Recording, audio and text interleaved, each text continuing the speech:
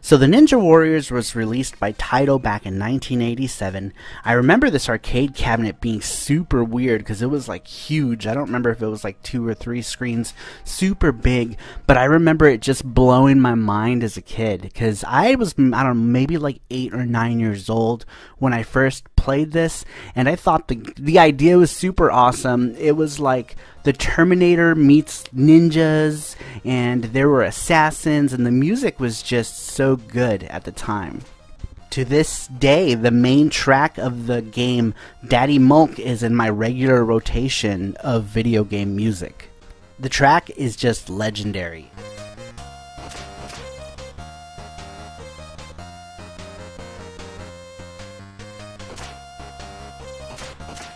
Admittedly, I didn't really get into the PC Engine version of the Ninja Warriors until much later in my life. I think I purchased this game actually just a few years ago from somewhere. I don't remember if it was eBay or if I actually picked it up in Japan. But the game itself is not bad for what it is. It came out in 1989 for the PC Engine, and I think for what they were working with and how early the game came out, it's really not so bad. The only other home port of the original Ninja Warriors game was for the Mega CD. Now that version is probably the best version of the Ninja Warriors for home because there were only these 2 versions. I'm not going to count the Ninja Warriors again for the Super Famicom because that to me was more or less a revision of the game or a reimagining of the Ninja Warriors by Natsume. Obviously, the Hue card can't compete with the Mega CD version of it, with the CD soundtrack and enhanced graphics, but for PC Engine, it's really not so bad. At first, I was a little disappointed because I was expecting more. I don't know why I was expecting more from a Hue card made in 1989. But for what it is, it really isn't bad. And if you want to take the Ninja Warriors on the go, the fact that it's a Hue card makes that pretty easy if you got a Turbo Express or a PC Engine GT. Another cool feature I liked about the PC Engine version of the Ninja Warriors is that you get to change colors. You can have, I think, 8 different color palettes for each player, which I thought was pretty cool. At the time of this video, it looks like copies that were complete on eBay were going for about 30 bucks a piece, which is not too bad. Personally, I think it's worth at least that much. All in all, I think the Ninja Warriors is a pretty decent game for the money, and for the time that it was made, it wasn't bad at all.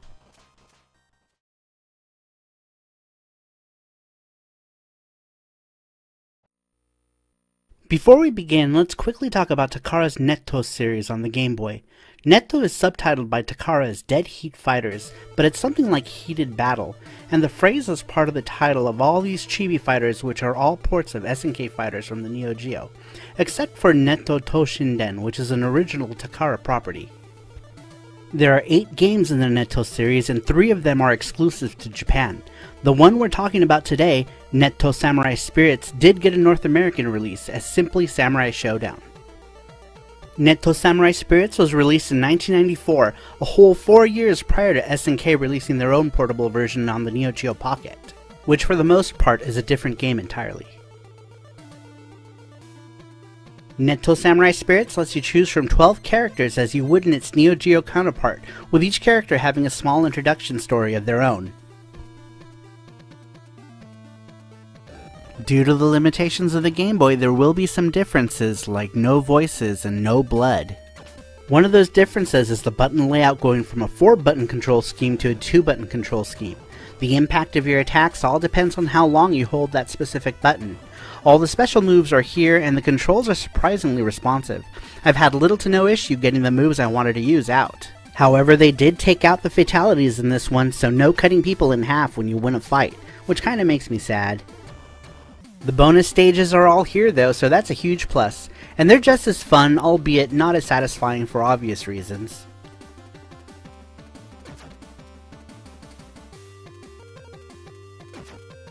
The sound design is surprisingly decent, with some really good chiptunes all throughout. Unlike the Neo Geo Pocket version, I seem to remember Samurai Showdown game on that sounding like cats mating. Thankfully, the Game Boy version has a much better arrangement in my opinion. Let's have a listen.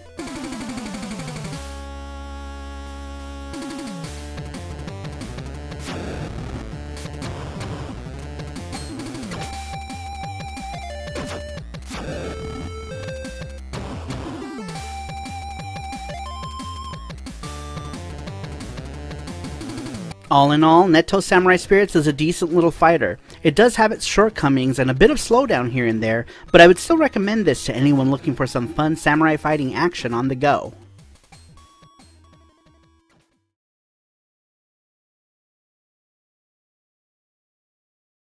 Melty Blood originally started off as a fan-made fighting game by a small circle called French Bread. Now, the original Melty Blood featured 6 characters, and they're based on the Tsukihime series, or Moon Princess, as it would be known in English. Now, as far as the gameplay is concerned, Melty Blood has some really tight gameplay. All your normal stuff like supers and special moves and cancels. I still have trouble with the advanced aspects of the game, like shielding and the magic circuit system. It's got aerial recoveries, all the normal stuff that you would see in fighting games.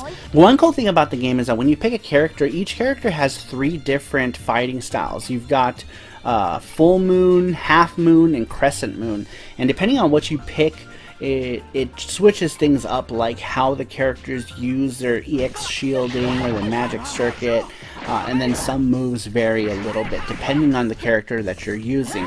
The game itself has something like 20 plus characters in it, with many of them being variations of other characters, but those variations play wildly different from each other. Melty Blood Act Cadenza for the PS2 features a lot of great music, good old-fashioned 2D sprite work, which not enough games are doing nowadays, and a fighting game system that everyone can get into.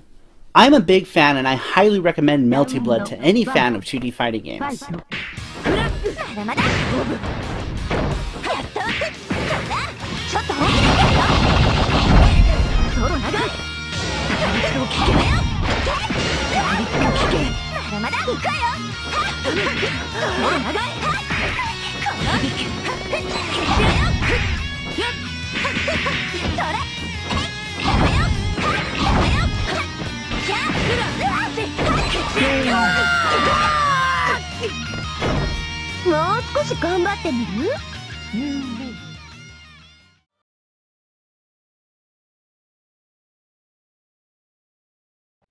Now, Sengoku Basara Cross is actually a spin-off of the original Sengoku Basara series. The original Basara games are a tactical action type game. They're very similar to the Dynasty Warriors games, if you've ever played any of those, or you're just killing a bunch of different people. Now, this game is a 2D action fighter that's developed by Arc System Works. So it's very similar to like Guilty Gear or the Fist of the North Star game. So the visuals are really clean, and I really like it. It's a really crisp visual style. The gameplay is very similar to all of the other Arc System Works games, where you've got like your 3 attack buttons and you have aerial attacks and whatnot. But the one thing that this game does differently is it has something called the Engun system. So every team has assist characters. Some have 2, some have 1, and some have none, but that really just depends on how strong that character is. Sengoku Basara Cross is still fairly cheap, and it's an awesome game in my opinion. If you're a fan of fighting games, or Guilty Gear, or BlazBlue, or any of that stuff, definitely pick up Sengoku Basara Cross for your PlayStation 2.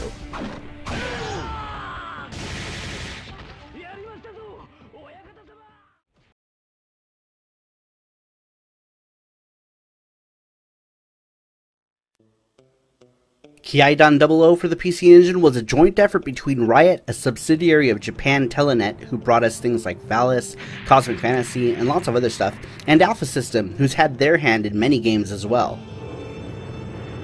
Right off the bat, Kiaidan 00 presents itself like a giant robot anime, similar to things like Massinger Z, or Dankuga, or whatever other giant anime robot show you want to put in there. This game definitely has those feels. But enough about the presentation and more about the game. QUIKBITS 00 is a horizontal shooter where you control the titular robot QUIKBITS 00. One of the game's features is its weapon system, which is displayed in the lower left-hand user display area. On the right-hand side of this area, you see where you are on the stage map. Going back to the weapon system here, which you can use to fire with the 2 button, you can switch between these weapons by hitting the 1 button. The weapons at QUIKBITS 00's arsenal are the Knuckle Vulcan, Burning Wave, Ki Tomahawk, Energy Elemental, and the Gravity Smash.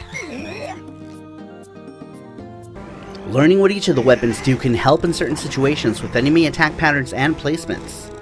Each of the weapons also has a special attack which you can perform simply by letting the POW meter charge and then letting loose. They can come in handy in a pinch, and you can also get a specific cutscene of QUIKBITS 00 defeating whichever stage boss with the corresponding weapon used to defeat that opponent. It's pretty cool.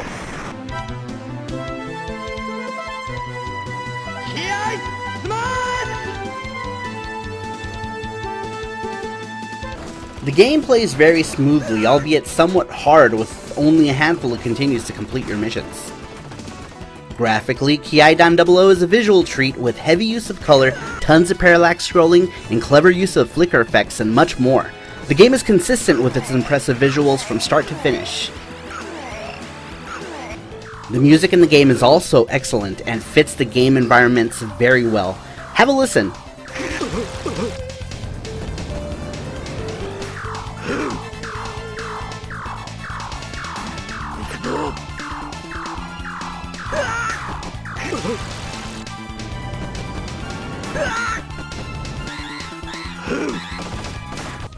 All in all, QUIKBITS 00 is an amazing experience on the PC Engine, and it's still one of the more unique shooters I've played till this day.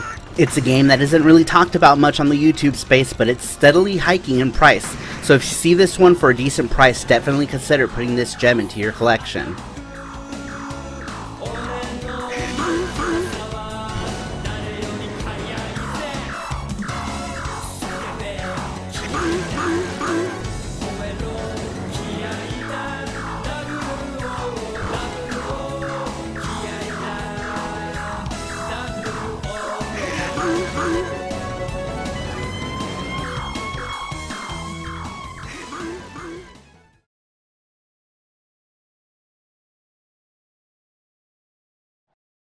So in this QUIKBITS video, we're going to be taking a look at the Psycho Collection Volume 2 for the Nintendo Switch. Make sure to check out my overview of Psycho Collection Volume 1 for the details on the game options and such, as this version is the exact same thing and I'll only focus mainly on the games themselves. Now, the first game in the collection I'm going to talk about is Strikers 1945 Part 2. Strikers 2 is definitely a step up from the last iteration. The enemy shot patterns in this one really test your reflexes, and I found myself dodging enemy shots in ways that somehow differed from other shooters of its type, if that makes any sense. The graphics and music are all top notch, with great gameplay to match.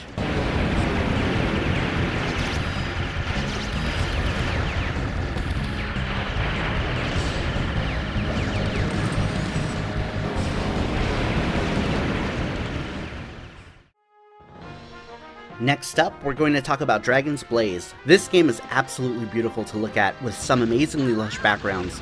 One of the core mechanics to this one that I thought was totally amazeballs was the ability to dismount your dragon. Something I found using lots with bosses is that I would just leave the dragon positioned as I fled to safe areas of the screen. I'd never played Dragon's Blaze up until this point, but I'm sure glad I finally did in this collection.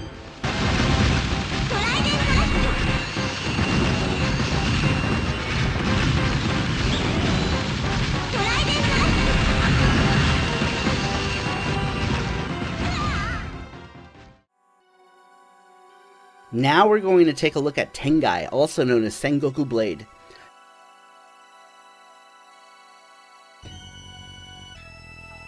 Tengai changes things up by going with a horizontal screen layout. The gameplay in Tengai is fairly standard fare, and there's no real frills to the gameplay other than shoot stuff, dodge bullets, and drop bombs.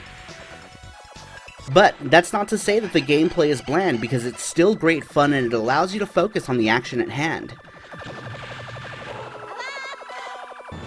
Some people might be turned off that there's no actual advancements in gameplay and that the gameplay might actually seem stale, but for me, I really liked everything about the game. The scenery, the atmosphere of Tengai is just something that's really cool. I definitely recommend it.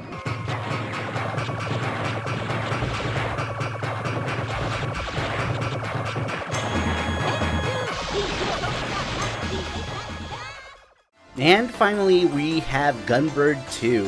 Whenever I think of Psycho, I think of Gunbird because it was the first Psycho game I ever played. I remember spending tons of time with Gunbird 2 on the Dreamcast. The cutscenes are great, and I absolutely love the character design. Gameplay and music is also great.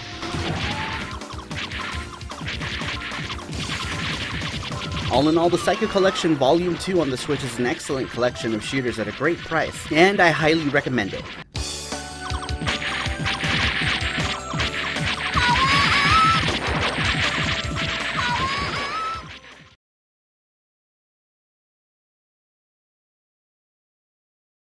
The PC Engine doesn't have a whole lot in the way of original fighting games, but Flash Hiders is definitely one of the best of the original fighting games that came out for the PC Engine.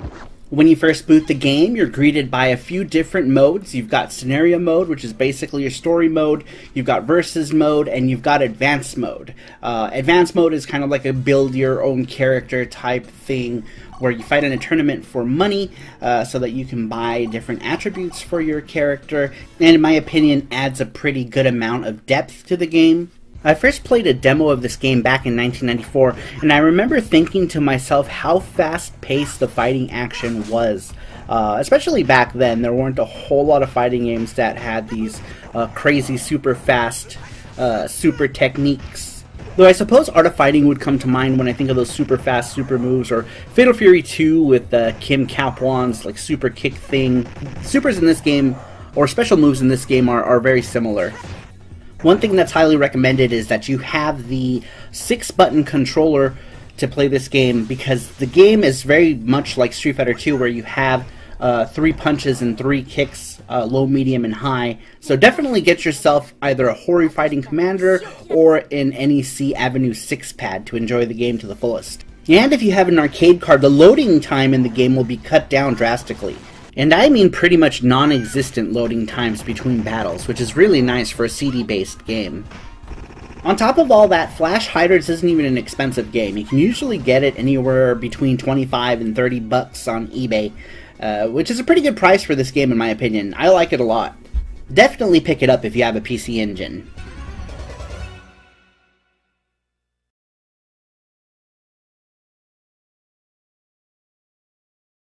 So Galaxy Deca Gaiden on the PC Engine is a linear beat-em-up with really bright character designs, and it's interesting. It's pretty hard. There's quite a learning curve, but the cool thing is like these transformations that the characters get, they turn into like these like Power Ranger type things. They're like powered suits because I guess they're like space police or something. Once you get the motions down and the move sets of the characters, it starts to become a little easier and more fun to play. In my opinion, it's more of an acquired taste. The more you play it, the more you like it. And I really like this game. But for someone who's playing it for the first time, they might find it a little hard and difficult to get into because of its difficulty level. The game does have a couple little extras like this fighting game mode where you can play against your friend and pick some characters, including a couple random characters that you get to beat up on in the normal game. But after about 5 minutes or so, you'll probably get bored with this mode and go back to the regular game. In my opinion, the regular game is a lot of fun, especially if you play it with a friend. I think that's where you get the most enjoyment out of this game, is if you play it 2 players. If you find Galaxy Deca Gaiden in the wild, it might be worth picking up. I know I like it.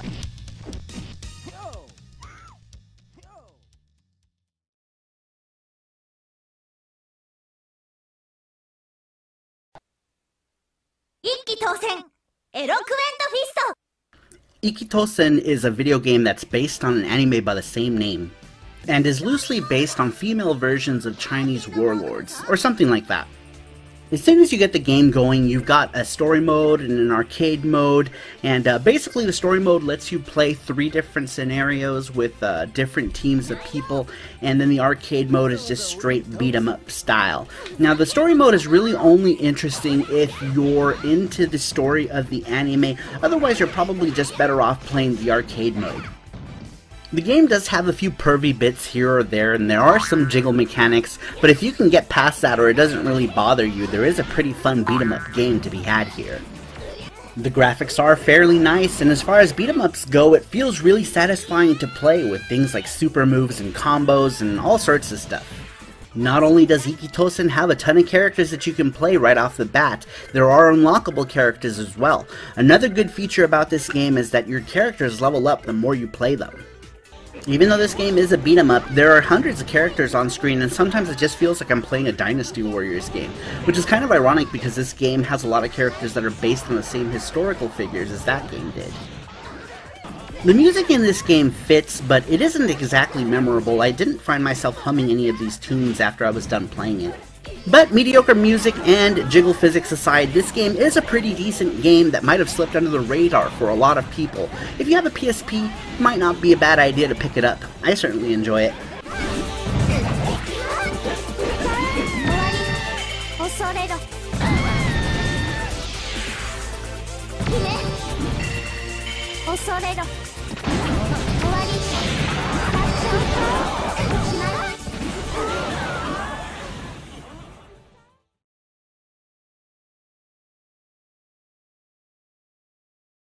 So one of the things that makes Ane-san interesting is that it's an all-female beat-em-up game.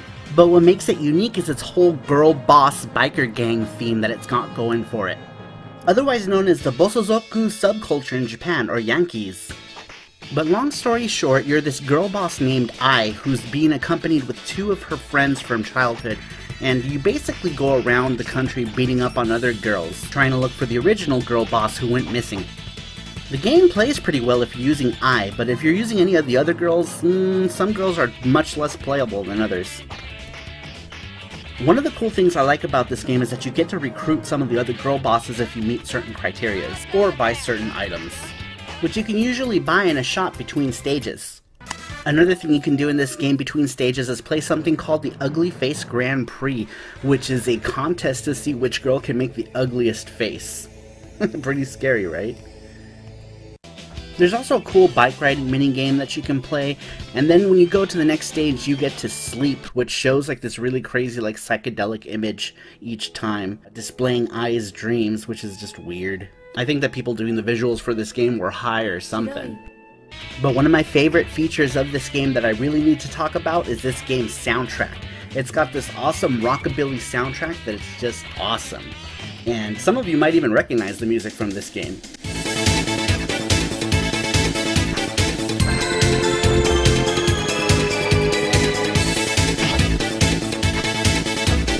Ane-san on the PC Engine is one of my favorite beat-em-ups for so many reasons, but this game is definitely shooting up in price, so if you see it decent anywhere, definitely grab it.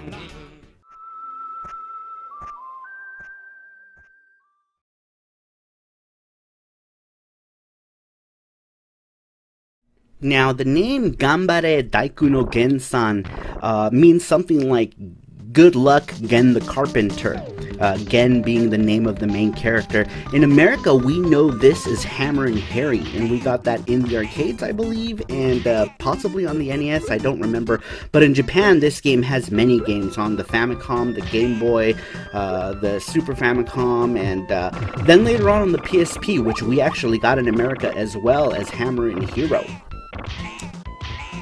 And much like many of the other Gen-san games, Gen on the Super Famicom does not disappoint. It is a top-notch action game.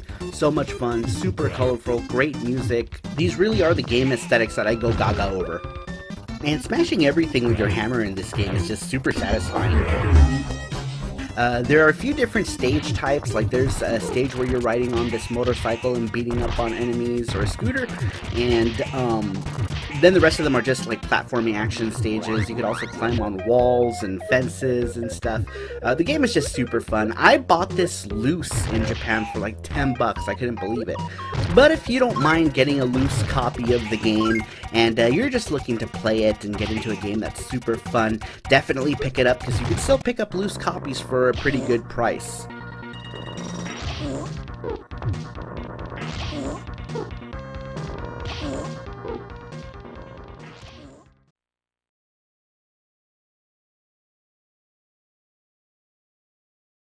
Advanced VG2 or Advanced Variable GO2 is definitely a lot more well-rounded fighting game compared to its first game. If you want to find out more about that, make sure to check out my channel for the review on the first game. And I'll also have a full review of this game a little bit later. What can I say about Advanced VG2? The game might have a quirky premise with battle waitresses fighting over who gets prize money or what have you, but silly plot points aside, the game is a lot of fun to play. Much like all the other games that we talked about here, the gameplay mechanics for Advanced VG2 are pretty deep. You'll find many of the same things that you'll find in other fighting games, like supers and cancels and dashes and all of that other stuff. All of that stuff is new to this version of the game, since the first version was really bare bones. For being a 2D sprite-based fighting game on the PlayStation 1, they did a really good job with the character animations. Graphics are crisp and fluid, and the loading time isn't too terrible. Advanced VG2 is one of those games that is slowly climbing in price, so I highly suggest you go and pick it up if you want to play it before it gets too expensive.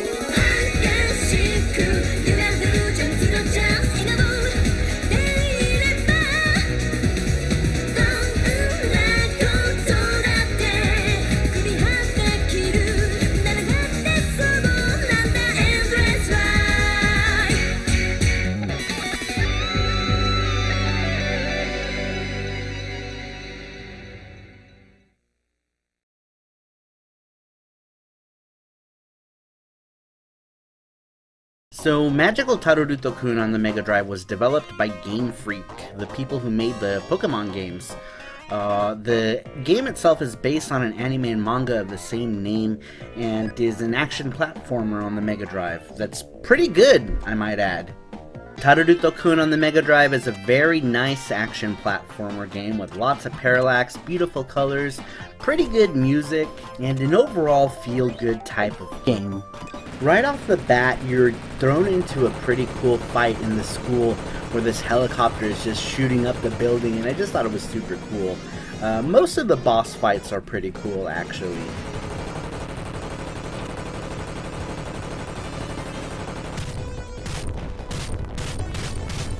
I keep telling myself that I'm going to go back and watch the anime for this game, but I never do, which it doesn't really matter because you don't have to watch the anime to know what's going on. I mean, I guess it does help with the backstory, but it's totally not necessary since the game is pretty easy to just jump into and play.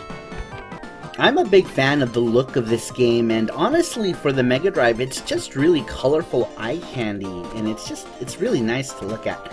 The parallax is super nice. There's like 78,000 layers of parallax. Well, maybe not that many, but there's a lot of layers of parallax and it looks really good. I bought this game for around $30 maybe. and it's going for about 35 bucks right now, maybe 40 bucks, and I think it's definitely worth the price of admission.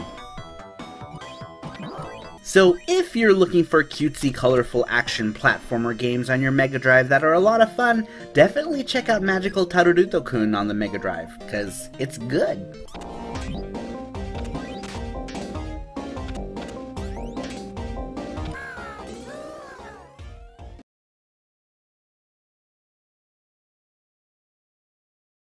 The Super Chinese series by Culture Brain is a series of games that goes back to the days of the NES, with Kung Fu Heroes being the first Super Chinese game. But in Japan, the series is simply known as Super Chinese, with this one being Super Chinese Fighter. And I'm playing this copy of Super Chinese Fighter on the Super Game Boy so that I can capture the footage. The border is really cool though. But anyway, so the game has 12 characters that you can choose from. The main characters Ryu and Jack, and the Princess Lin Lin, and a bunch of others from the Super Chinese series. One pretty neat thing is that before each match you can go ahead and pick a super move that your character can do during battle. And another cool little thing that you can do is this little roulette game. Before each round, it lets you get a special item that you can use in the match. For being a fighting game on the Game Boy, the game itself plays pretty well, with some pretty cool moves that all the characters can do. You have your fireball motions, your backward fireball motions, and things like that. Fairly typical stuff for any fighting game of that time, and this did in fact come out during the heyday of the 2D fighting game craze. Many of the chiptune tracks that you'll find in this game are pretty memorable. I found myself humming a few of the tunes myself. The rest of the sounds are to be expected. You've got your bleeps and bloops that you normally get with Game Boy games. Super Chinese Fighter is a cute game with really awesome sprites, and a cool, fun little game that you can take with you on the go. It's still fairly cheap nowadays. So if you're a fan of the Kung Fu Heroes, Little Ninja Boy, or Super Chinese in general, I definitely recommend this game. You won't be disappointed if you're a fan. But I'd also recommend it if you're not a fan of the series and you just want a cheap 2D fighting action game that you can take with you on the go. Definitely take a look at it. You might enjoy it.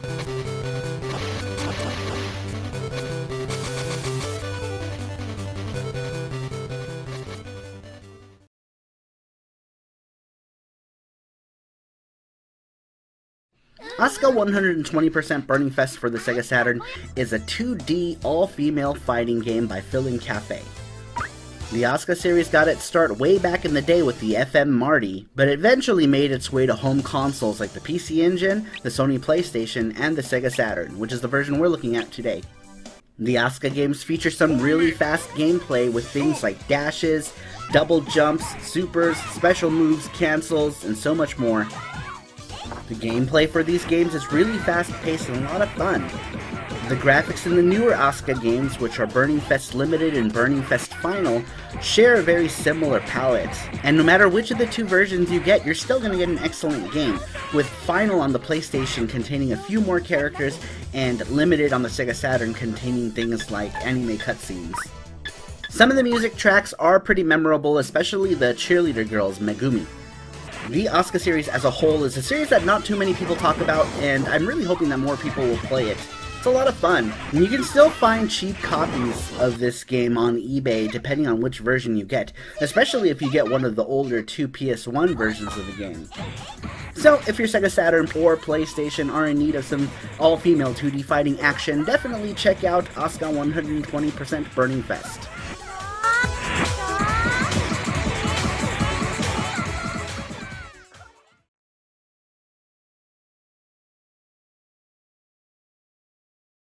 The name Os Karate Bu translates to something like with guts karate club or go karate club, something along those lines. And the game is based on a manga and a 4-series OVA of the same name. The story follows that of the main character Takagi, who's the captain of the karate club, and he is fighting to protect his turf, which is Osaka. Although the game is a 2D fighting game, it does play differently in a couple of aspects. For example, you don't get round 1 or round 2, you just get one long-ass round, and at the end of the round, you get a chance to actually get back up, similar to like boxing or wrestling, where you have up to the count of 3 to get back up. Well, in this game, you get like a spirit gauge, which is your key gauge. If you have enough key, you can resurrect yourself after you've been knocked down. But you could only do this twice. At the third time, you stay down for good. This game also does have a versus mode, which you can play all the characters that appear in the game, but once again, I had the most fun playing the story mode, as it follows the story of Takagi, and it plays everything out in this really nice, sprite-based, manga-looking panels, like you would see in the comic books, and it just has some of the coolest sprite works that you'll see in any cinematic on the Super Famicom. One of the things that really impressed me about this game is how much digitized voice there is in the game, and that always impresses me with cartridges when they can do that. The sprite work in this game is really good. The characters look great, nicely detailed, nice, great, big character sprites that I really like. It's just got this whole look that I really dig. The music itself is also pretty good and fitting for the game. If I had to nitpick, one problem with this game is the very low frame rate of the game. The game seems to run at like 20 frames per second or something, and it seems to be a problem with any of the culture brain fighting games like SD, Hiryunoken, or the Super Chinese Fighter on the Super Famicom. They all just seem to have a really low frame rate for whatever reason. But aside from that, the game itself is really great, and I think it's a game that heavily fell under people's radar. At least up until recently, because complete copies of this game go for about 70 bucks and up. Although you could find loose copies of this game for about 10 or 20 bucks, I picked up this one for 10 bucks at MGC. Os Karatabu for the Super Famicom is one that I highly recommend.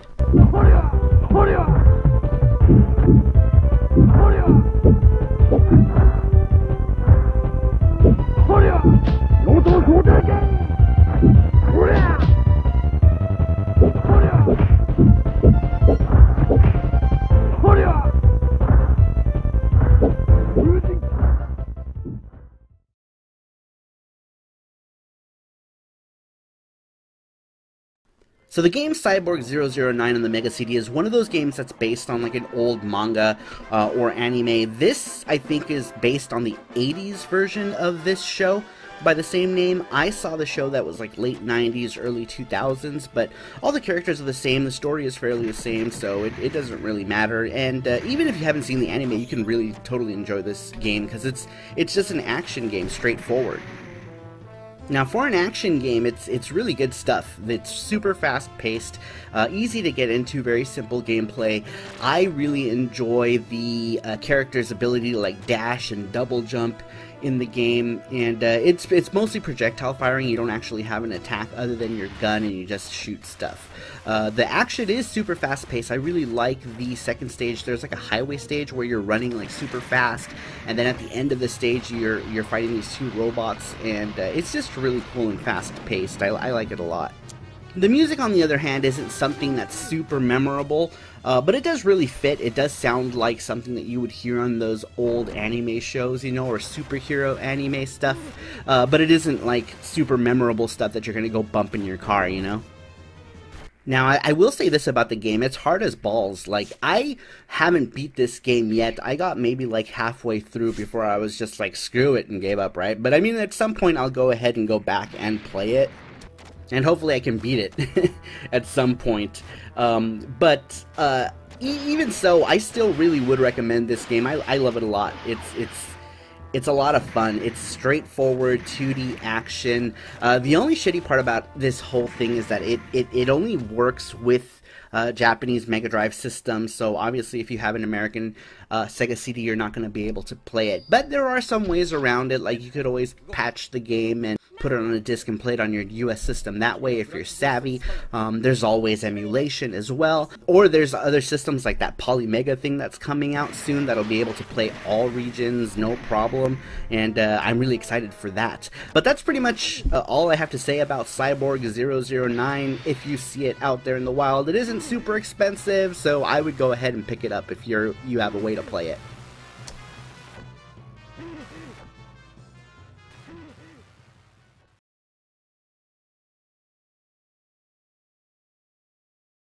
Alright, so today we're going to be taking a look at Kunio-kun in feudal Japan. Well, that's not really what it's called. So I guess for those of you out there who actually want to go look for the game, the name is called Downtown Special. Kunio-kun no Jidai Geki da yo Zen in Shugo.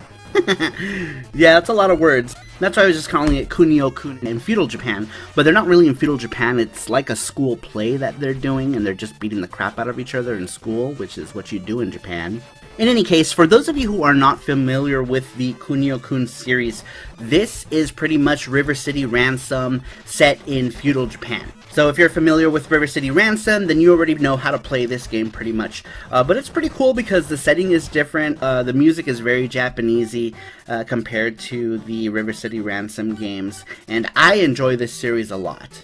In my opinion, I think Technos Japan pretty much is the grandfather of beat-em-ups with this series, and this is just one of those that just never made it out of Japan because of how Japanesey it is, but I seriously recommend getting it if you have a Famicom and you can find this on the cheap.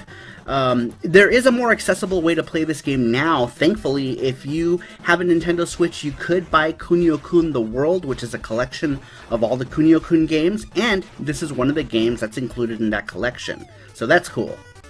This Kunio game is just a lot of fun, especially if you're playing it with a friend, and I highly recommend it if you're a fan of the series.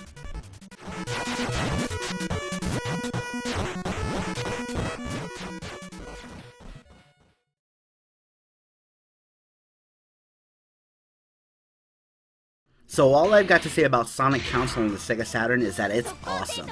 The game has some super tight controls and it's really fun to play. I think the game itself was based on a manga. I could only find 2 volumes of this manga, so I don't know. I feel like it could have even been an anime. Anyway, so the game's got 9 characters that you can choose from off the bat, and each character has their own special set of moves like any other fighting game. The gameplay itself is super tight. Many combos in this game, lots of things are chainable, supers are chainable, you can attain some really high hit combos, and the game is just flashy. Graphically, it's super nice, it's hand-drawn 2D animated sprites, lots of frames, the backgrounds are great, like this arcade background is awesome. Ai has like this whole like Akuma thing going for her with that super move right there, and honestly, I don't really find any weak points with the game. Maybe a few more characters could have been good, but honestly, the game it feels really tight. The gameplay is great. The music is great. The art is okay. Some of their bug eyes kind of scare me, but it looks really crisp and clean, and it just plays so well. Speaking of the gameplay, you have all 6 buttons at your disposal, so it's laid out very much like Street Fighter, and it really plays a lot like Street Fighter. I think if I had to compare it to any Capcom game, it would probably play more like Capcom vs. SNK 2 or something like that. I would have to say that Sonic Council is definitely a game that flew under the radar for a lot of people. I bought this game for about 40 bucks, and this was a long time ago. You can probably still find copies for around $50, $60. That is until people wise up that it's a really good game and start buying it up.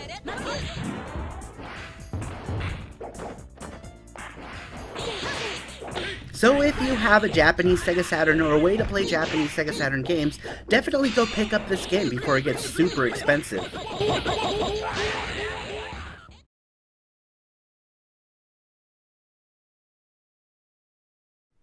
Alicia Dragoon on the Sega Mega Drive by Game Arts, the same people that brought us such greats as Lunar and Grandia, gave us this epic piece of art before either of those was conceived. I'm talking, of course, about Alicia Dragoon. The story of the game is that you're this hot daughter of some high wizard who put away some evil warlock guy in a ball and shot him out into outer space to be forever alone. But of course, with any plot, shit hits the fan and Alicia's dad gets killed by the bad guys and she wants revenge. An okay story by 90s standards, I guess. Alicia Dragoon is a run and gun, or I guess a run and blast. I don't know, you shoot thunderbolts and blow shit up. Oh, and she has these dragon pets that have different abilities throughout the game. You'll be switching between them depending on your situation with enemies. There are 8 stages in Alicia Dragoon that are all fairly long, but let me tell you, this game is hard. So make sure to pick up plenty of continues because once you die, you're dead for good.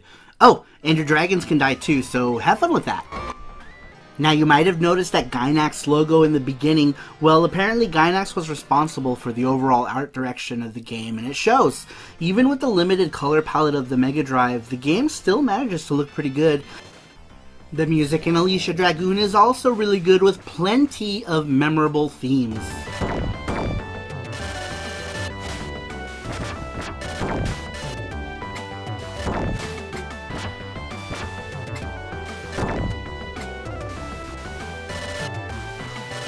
I really enjoy playing this game, and I wish I had discovered it earlier in life. For some reason, I always thought this game was a platformer, judging by the pictures. I had no idea it would turn out to be this type of game. Alicia Dragoon is an excellent game, and I highly recommend it. It's even been included in the new Sega Mega Drive Mini, so that's actually how I captured the footage for this video. But definitely give it a try. You won't regret you did.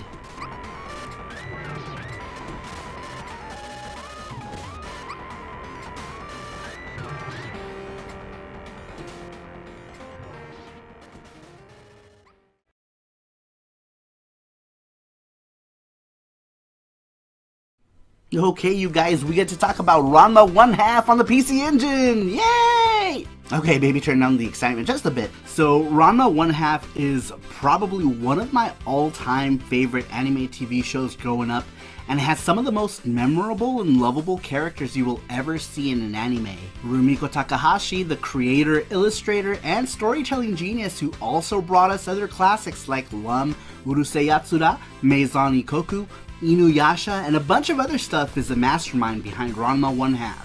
And like any other popular anime during the time, Ranma got a bunch of video game adaptations, including this one we're talking about today. This installment of Ranma 1/2 by NCS Masaya is a one-on-one fighting game that follows a good portion of the show in a more condensed fashion. And it does so in an episodic manner that it kind of feels like chapters between rounds. There are even these adorable breaks with cute little cinematics, which are also known as eye catch in Japan. For those of you unfamiliar with Ranma 1/2, the story follows series protagonist Ranma Saotome, who one day happens to fall into a cursed spring during training where a young girl happened to drown in. So now whenever Ranma gets splashed with cold water, he becomes a girl, and his father, who also fell into a cursed spring, becomes a panda, his rival becomes a pig, this girl turns into a cat, this guy's a duck, and hilarity ensues. This game is the first versus fighter in the series, and the gameplay does kind of reflect that. However, even with its clunky gameplay, there's still plenty of fun to be had. This is especially so if you're a fan of the show, because the anime feels are definitely there.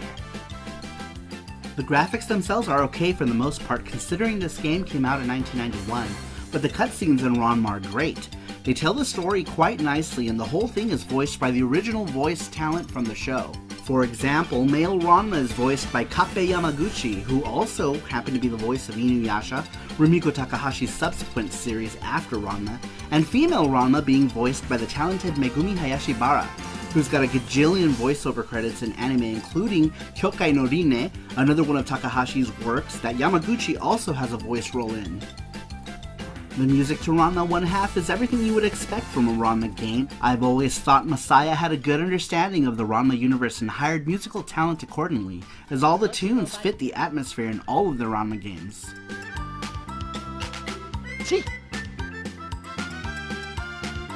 All in all, Ranma 1/2 on the PC Engine is a really fun game to play and can be had for a mere $30 or less.